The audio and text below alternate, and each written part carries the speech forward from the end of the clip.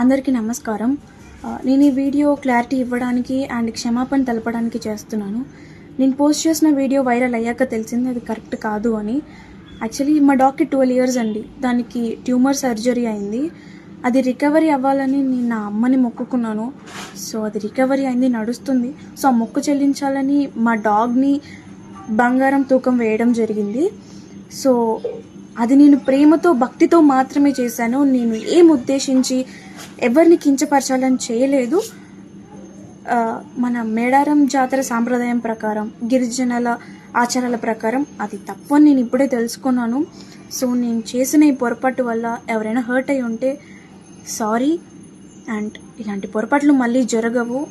అలాంటి తప్పు మళ్ళీ చేయను. నేను మన సాంప్రదాయాన్ని ఎప్పుడు గౌరవిస్తూనే ఉంటాను. ఈ విషయాన్ని ఇక్కడితో ముగించాలని మిమ్మల్ని అందరినీ సిన్సియర్గా కోరుతున్నాను.